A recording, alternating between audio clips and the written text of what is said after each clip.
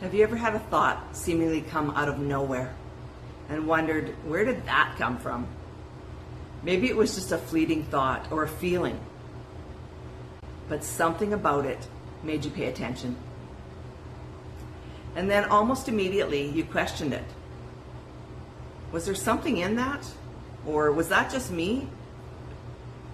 Because for me, I don't think I ever feared the guidance I was receiving. It wasn't fear, and it wasn't really doubt either. Because much of what was coming through, I knew wasn't coming from me. Entire books were flowing through me. Teachings, information, things I didn't already know. Even words I would look up definitions for afterwards. And actually, I began to love those words because they became little markers for me.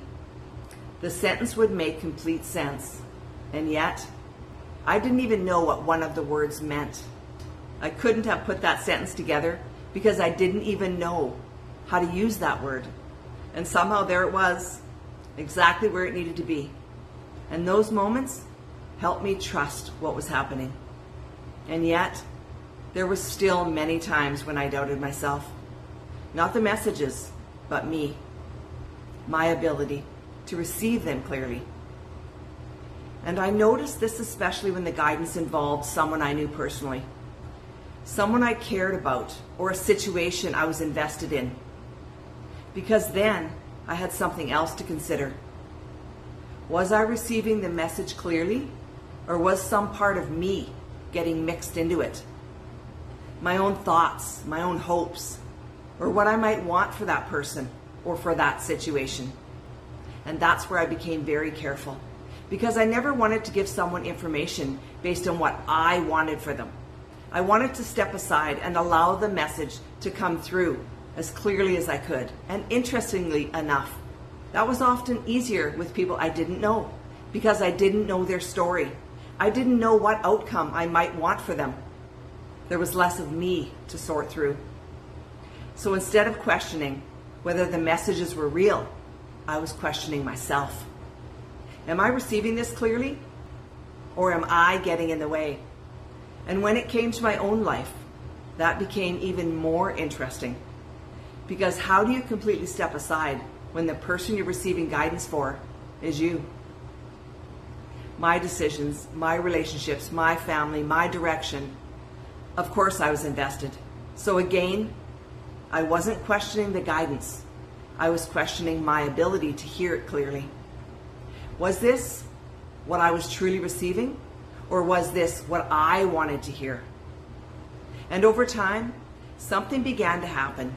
The more I paid attention, the more I listened, and the more I watched what unfolded afterwards, the more I began to recognize what I could trust. And little by little, I began trusting myself. And we see something similar happening with Anna in Anna Levita. Like when she has that wild idea to let Marcus answer the door.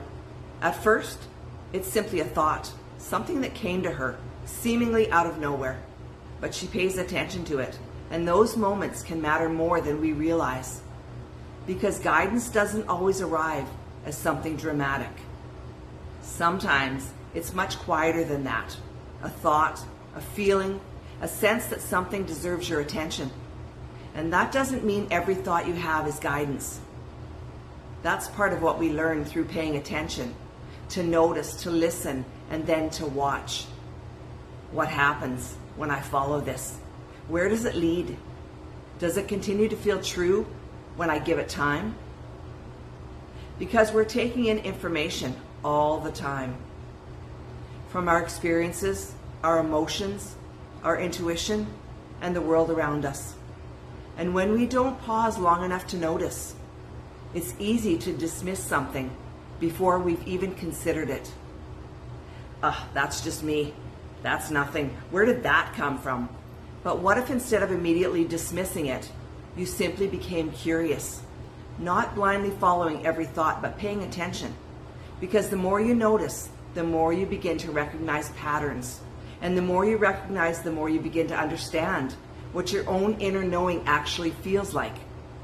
Have you ever had a moment where something came to you and you almost dismissed it, but later realized it actually mattered. Sometimes what you're looking for doesn't arrive in a big, obvious way. Sometimes it begins quietly, as a thought, a feeling, or simply something within you asking you to pay attention. You don't have to blindly follow it, and you don't have to immediately understand it. You can notice it, listen to it, and see where it leads. Because over time, you may begin to recognize that some of the things you once thought were random weren't so random after all.